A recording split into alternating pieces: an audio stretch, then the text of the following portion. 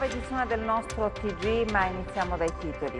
Si fa sempre più difficile la situazione nel sistema sanitario regionale e le proteste di questi ultimi giorni mettono in evidenza una triste realtà, la guerra tra poveri. La direzione provinciale di Cosenza del Partito Democratico parte all'attacco di Graziano. Non vogliamo scelte imposte, rivendichiamo autonomia, ma pronti a dialogare. Un bando da 8 milioni di euro per le competenze digitali è riservato ai giovani fino a 36 anni muniti di diploma. La formazione sarà a carico delle università. Messa in cattedrale a Mileto per ricordare la figura di Natuzza Evolo, parla la nipote e si schiera dalla parte del vescovo. In primo piano dunque ancora la sanità in Calabria. È sempre più difficile garantire i livelli essenziali di assistenza, lo confermano le tante proteste degli ultimi giorni tra precari e idonei, in sostanza una guerra tra poveri. Idonei da una parte, precari dall'altra, gli uni contro gli altri. Ma che sta succedendo nella sanità calabrese? Non che prima fosse una specie di Eden, ma in questo periodo in particolare non ci si raccapezza più. Non è possibile continuare ad assistere alla guerra tra poveri. Ma chi gestisce? Chi comanda? Chi decide? A guardare dentro ciò che accade, sembrerebbe che la sanità calabrese sia in regime di autogestione. I problemi sono tanti, ma a chi spetta il compito di risolverli? Spetterebbe per legge al commissario Cotticelli, ma questi ha gli strumenti necessari per intervenire? E chi lo sa, è dal giorno del suo insediamento che in Calabria si chiede l'intervento del ministro Speranza, ma ad oggi, eccezione fatta per la visita del presidente della regione e la consueta immancabile promessa di intervento tuttora inevasa, non è accaduto nulla. Viene quasi il dubbio che quest'area del paese non figuri nell'agenda del governo, eppure la Calabria è il fanalino di coda in tutte le graduatorie possibili e immaginabili, ma questo evidentemente non basta a stimolare l'interesse. Sono anni che tutti coloro i quali si sono succeduti al Ministero della Salute promettono di allineare il sistema sanitario calabrese con quello delle regioni più attrezzate. Già anni, ma solo di promesse inevase e aspettative deluse. Intanto i calabresi continuano ad emigrare, rimpinguando le casse delle regioni più ricche. Delle nostre difficoltà, evidentemente, non frega niente a nessuno. I nodi riguardano un po' tutti gli ospedali. All'Ocri, ad esempio, i problemi riguardano i biologi. Sanità fronte rovente, la abbiamo definita nei servizi del telegiornale andati in onda ieri. Aggettivazione più calzante non c'è, crediamo. Basti pensare alle drammatiche proteste a Catanzaro dei precari del settore. Sanità secondo rivendicazioni e obiettivi di medici, paramedici, ausiliari ed anche amministrativi, ma esiste una categoria della quale si parla poco, anzi per niente, quella dei biologi ospedalieri o aspiranti tali. Già, figure professionali fondamentali per le attività di ogni ospedale, il cui impegno sembra essere tacitamente considerato e mai adeguatamente rappresentato. Negli ultimi tempi ben 3 concorsi sono stati espletati per dirigente biologo e decine di professionisti sono risultati vincitori o idonei. Ma di stabilizzarli tutti, stando ai malumori che serpeggiano nella categoria, ancora non si parla.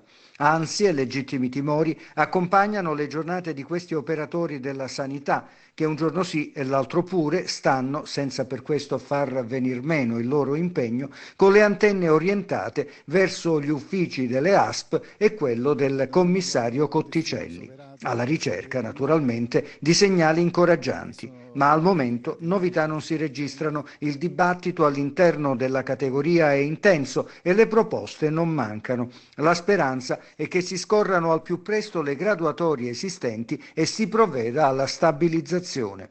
La procedura prevede che siano le ASP ad avanzare proposta di assunzione e, previo parere favorevole del commissario, a formalizzare successivamente il definitivo rapporto di lavoro. Le condizioni per fare questo, ribadiamo, pare ci siano, ecco perché le voci, vere o false, di nuovi concorsi fanno scattare un nuovo allarme. La paura è che non si creino nuovi posti di lavoro, ma che si allunghi solamente la lista dei precari. La politica, adesso cominciamo con la direzione provinciale del PD a Cosenza. Il no è alle scelte del commissario Graziano, rivendicata l'autonomia. Per cambiarlo dobbiamo portare avanti questa nostra battaglia. La direzione provinciale del PD cosentino batte i pugni sul tavolo. Nel mirino c'è il commissario Graziano che, dopo aver preso atto delle indisponibilità del Movimento 5 Stelle alla proposta di alleanza, adesso immagina una coalizione ampia con il coinvolgimento delle forze ambientaliste e laiche. Un progetto tutto da costruire che il coordinatore Luigi Guglielmelli boccia così. Vorrei capire chi sono queste liste ambientaliste. Il primo partito che è ambientalista è il PD. Se ci sono altre forze che ben vengano, ma appunto vorremmo capire chi sono e se esistono.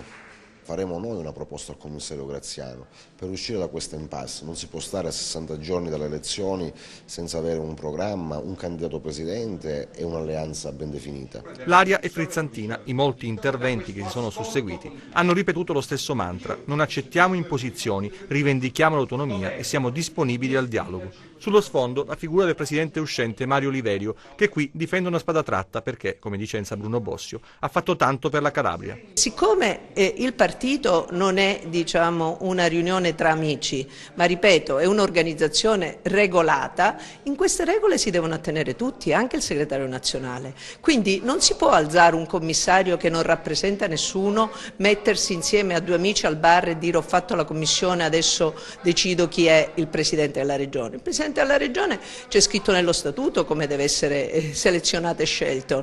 O si parte dal presidente uscente, se ci sono delle obiezioni si mettono in campo altre proposte e queste proposte si confrontano all'interno, un confronto democratico che sono le primarie per come è scritto dallo statuto. A giudicare dal clima che si respira nella sala, sarà difficile che si possa trovare un'intesa, anche se la necessità di aprire un dialogo è la frase più gettonata. Ma se così non dovesse essere, per Aieta il futuro è già scritto. Zingaretti debba in prima persona occuparsi delle dinamiche calabresi, perché al punto in cui siamo vedo uno scontro titanico che porterà solo male a questa regione, ai calabresi, non solo al Partito Democratico che in questa vicenda e per come si stanno delineando le cose andrà dritto al fallimento. Ecco, e il fallimento sarà di tutti. Questa è la direzione provinciale del Partito Democratico. Naturalmente quello che avete visto nelle immagini, anche gli interventi che si sono succeduti sono orientati a chiedere al partito la ricandidatura di Mario Oliverio. Sapete benissimo, perché ne stiamo parlando da tempo, che invece sia il commissario Graziano che il segretario nazionale sono di diverso parere e muovono su un'altra strada, percorrono un'altra corsia, che è quella cioè del rinnovamento. Il rinnovamento significa individuare un percorso da condividere con una coalizione ampia, sfumata l'idea di presentarsi insieme al Movimento 5 Stelle per l'indisponibilità manifestata dal capo politico Di Maio. Allora bisogna scegliere un'altra soluzione. Qual è questa soluzione? Beh, al momento non c'è, oppure se c'è la sanno in pochi, e tra questi sicuramente il commissario Graziano, visto che per lunedì prossimo ha convocato una riunione per cominciare ad individuare questa figura, cominciare a parlare di questa figura del candidato alla carica di presidente. Ma questa riunione non va giù al presidente uscente Mario Oliverio. Sentite che cosa dice. Io sono un iscritto al PD, sono membro della direzione del PD, non so quali sono le sedi nelle quali il PD discute e con quali praticamente forze calabresi decide le cose che voi dite. Non so, leggo dai giornali che ci sono riunioni, ma non so queste riunioni chi le convoca e chi convoca a queste riunioni. Io sono un iscritto al PD e sono membro della direzione nazionale del PD. Mi permetto, rispetto a queste osservazioni che voi fate, di segnalare questo. Questa è la presa di posizione di Oliverio, che chiaramente sente che il partito ce l'ha contro, almeno la parte gestita dal commissario Graziano. Come andrà a finire questa storia è difficile prevederlo, perché ci sono tante di quelle situazioni ancora che devono evolversi, per cui diventa impossibile immaginare. Ci può essere un punto d'incontro tra Graziano e Oliverio? Al momento, così come stanno le cose, appare quanto mai arduo immaginarlo. Nei giorni scorsi le fonti giornalistiche hanno riportato la notizia secondo la quale il partito gradirebbe la candidatura dell'imprenditore Pippo Callipo. Bene, ieri proprio ve ne abbiamo parlato nel corso dei nostri telegiornali, c'è una dichiarazione pubblica di Pippo Callipo, il quale dice: stop, fermate, non giocate con il mio nome, non voglio essere strumentalizzato dalle forze politiche, ma non dice che non pensa ad una candidatura, anzi lascia la porta aperta, dice: non voglio avere nulla a che fare con chi fino in questo momento ha gestito e distrutto la Calabria, sono aperto però al dialogo con forze sane della società che vogliono impegnarsi ad costruire un nuovo progetto politico. Tradotto significa che sostanzialmente l'imprenditore potrebbe accettare, come dire, l'offerta qualora venisse fatta dal Movimento 5 Stelle. E andiamo al centrodestra. Al centrodestra c'è l'ipotesi in campo, che è quella del sindaco di Cosenza Mario Occhiuto, a cui nelle ultime ore è stata affiancata un'ipotesi 2, diciamo così, che potrebbe vedere in campo il fratello del sindaco di Cosenza, il deputato e vicepresidente della Camera Roberto Occhiuto, ma al momento nulla c'è di ufficiale, nulla è stato stabilito. Si sta ragionando in queste ore, si sta ragionando a Roma, dove naturalmente le forze politiche che fanno parte della coalizione di centrodestra stanno mettendo a punto il progetto. E allora vedremo anche qui cosa si muoverà e come si determineranno le forze politiche. Intanto sappiamo che, almeno così dice Oliverio, che si voterà il 26 di gennaio, questa è la data, non posso andare oltre, ha detto in un'intervista che abbiamo mandato in onda ieri ai nostri telegiornali il presidente uscente. Quindi bisogna fare in fretta, bisogna preparare le liste. Il PD ha dato il compito ad una commissione individuando 3 responsabili, quali dovranno mettere a punto nomi, candidature, proposte, insomma tutta la parte burocratica. Così faranno gli altri partiti. Ultimo passaggio lo voglio dedicare all'altro candidato, a Carlo Tanzi, che continua il suo lavoro, incontra i cittadini e spiega qual è il suo progetto politico. Al momento è tutto. La cronaca adesso con i nostri 100 secondi.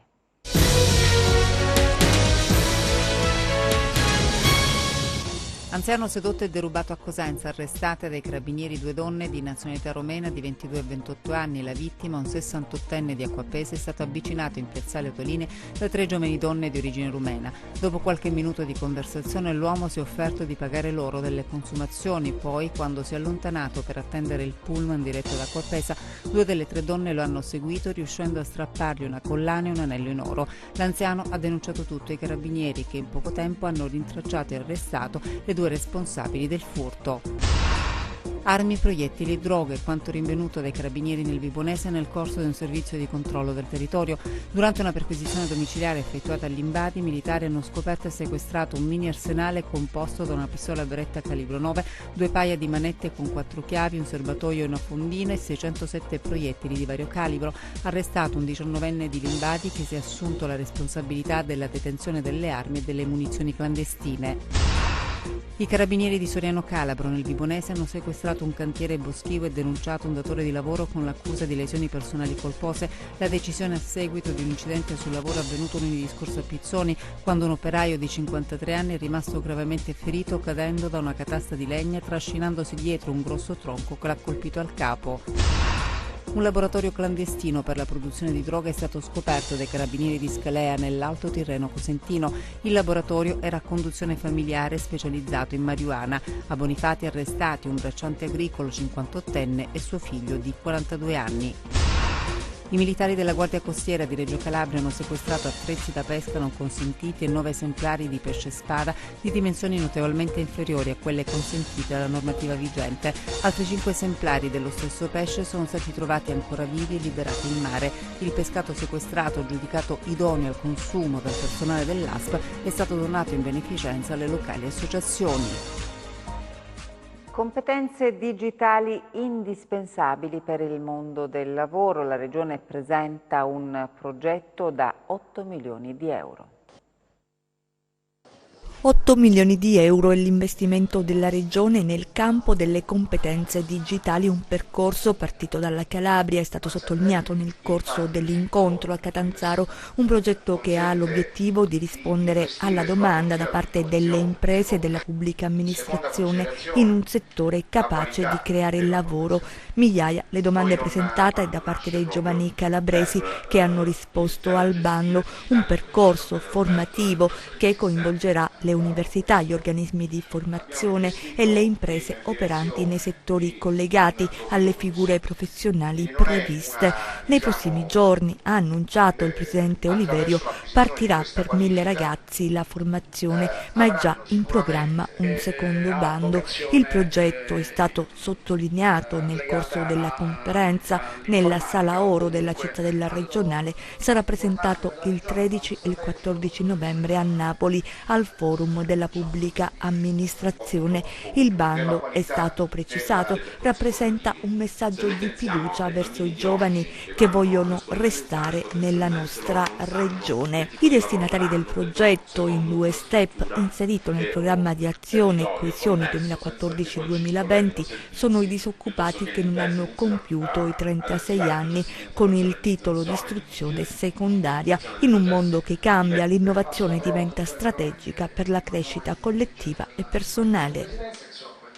Messa in cattedrale a Mileto per ricordare Natuzza Evolo a 10 anni dalla scomparsa.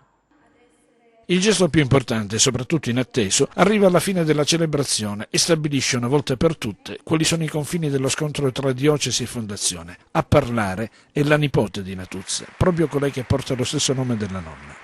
Con un gesto spontaneo e non previsto per ribadire la vicinanza della famiglia a ciò che il Vescovo sta facendo. Certo, innanzitutto la vicinanza alla Chiesa e al Vescovo, perché nonna questo ci ha insegnato e noi siamo certi e sicuri che tutto andrà bene.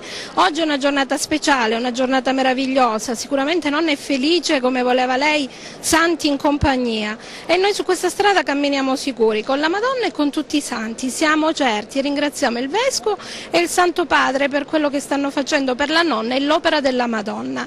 Grazie a tutti voi di essere qui e continuate a pregare e a creare cenacoli di preghiera. Nonna questo voleva, la preghiera. Per la prima volta da quando la mistica di Paravati è morta, la messa per la sua ricorrenza non è stata celebrata nella spianata di Villa della Gioia Paravati, ma nella cattedrale di Mileto. La rottura con la fondazione è ormai irrimediabile e la conferma appare chiara anche in questa occasione. È stato molto bello, anche significativo, a prescindere da ogni altra cosa, perché la cattedrale è la chiesa madre, per cui Natuzza qui ha avuto anche riferimento da ragazza. In questa cattedrale ha subito l'esorcismo notturno e quindi è stato, se vogliamo, un po' di riconciliazione con lei e con l'insieme. Certo, questo dice che lei è una donna che appartiene alla Chiesa, non appartiene alla famiglia o altre. Questo è il motivo perché si è iniziata la causa per poterla proporre al mondo, alla Chiesa, quindi non a Paravati soltanto. E la conferma appare chiara in questa occasione, ma i fedeli arrivano ugualmente in tanti, così come i rappresentanti dei cenacoli di preghiera e la famiglia di Natuzza Evolo, presenze che il Vescovo sottolinea ringraziando in avvio della sua omelia. Saluto vivamente i figli e i nipoti di mamma Natuzza, anche i suoceri, è giusto, in famiglia, che sono qui con noi, e saluto di vero cuore i membri dei cenacoli di preghiera che avete voluto unirvi a noi. Il terzo settore cresce anche in Calabria, a certificarlo l'Istat nel corso di un evento alla Mezzia Terme. Il terzo settore vale oltre 70 miliardi in Italia, il dato è dell'Istat ed è emerso nel corso di un incontro alla Mezzia Terme nella sala congressi di Unioncamere, presenti associazioni, fondazioni, comitati e società cooperative, un settore variegato e di cui si parla poco, il no profit, mondo capace di creare sviluppo e occupazione. In Calabria ci sono molte esperienze, alcune delle quali significative, ma quanto è radicato. Sono dati che confermano l'importanza e il rilievo, ma anche la crescita di questa realtà del terzo settore. La Calabria rispetto a questo è in una posizione un po' più bassa rispetto alla media nazionale, però possiamo anche dire ha una tendenza alla crescita che è superiore a quella della media nazionale, quindi da un lato c'è un gap da colmare, ma c'è un'indicazione che si sta andando nella direzione giusta. 350.000 le istituzioni operanti sul territorio nazionale forniscono servizi e opportunità occupazionali. Nella nostra regione il numero degli addetti è basso, ma lo avete sentito dal presidente dell'Istat, il trend è in crescita. Cosa manca allora? Una migliore organizzazione e quanto emerso dal seminario a cui ha partecipato anche l'assessore regionale al welfare, che conosce bene il comparto e da lì che proviene, consapevole della necessità di una maggiore sinergia tra la regione e il terzo settore calabrese. Dobbiamo favorire i percorsi di governance partecipata, ovviamente l'istituzione della conferenza permanente, quindi di una sede di confronto istituzionale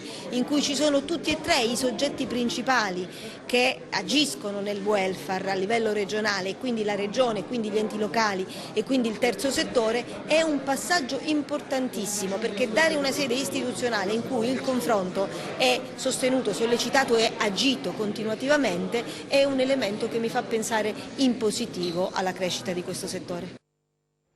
Siamo alla pagina sportiva, a pochi passi dalla vetta Crotone e Perugia che domani si affronteranno all'uscita. In panchina i due allenatori che nella scorsa stagione si sono avvicendati alla guida dei pitagorici. Il Cosenza dovrà attendere lunedì sera per cercare un successo importante contro la Cremonese.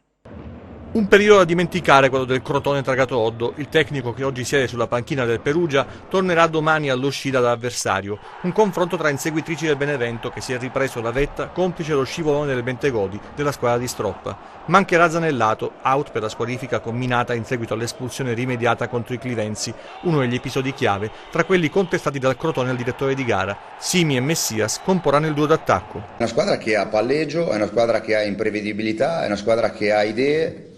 È una bellissima squadra da vedere perché comunque giocano un ottimo calcio, hanno dei risultati, hanno ottenuto dei risultati e quindi è una squadra che, come del resto tutte le altre, si finisce sempre di dire le solite cose, ma è la realtà. Adesso affrontiamo una squadra che davanti è fortissima,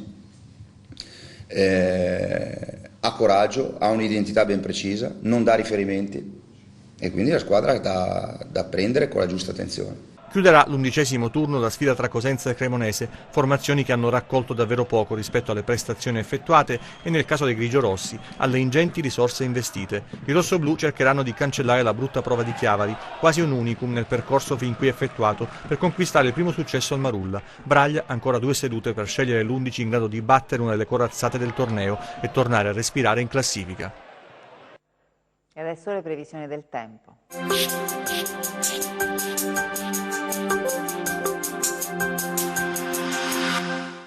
Il ponte di Ognissanti sarà caratterizzato da una variabilità accentuata e da una debole instabilità, causata da un vortice di bassa pressione presente sul basso Tirreno. La giornata di sabato inizierà un parziale momentaneo miglioramento, in attesa di un nuovo possibile e deciso peggioramento, che dovrebbe interessare la Calabria nel corso della giornata di domenica e in modo particolare i versanti tirrenici ed interni. Domani nubi sparse su tutta la regione, con possibili deboli fenomeni soprattutto nella prima parte della giornata, mentre dal pomeriggio è atteso un momentaneo miglioramento su tutta la regione. Temperature stazionarie sui versanti occidentali, il rialzo di alcuni gradi sui versanti orientali. Passiamo a mari e venti. Domani mari generalmente mossi, con moto ondoso in deciso aumento nel corso della giornata e venti che spireranno dai quadranti meridionali. Per essere sempre aggiornati sull'evoluzione delle condizioni meteo vi rimando, oltre al nostro sito www.meteoincalabria.com, anche alla nostra pagina Facebook Meteo in Calabria. Grazie per essere rimasti con noi, buon proseguimento di serata, arrivederci.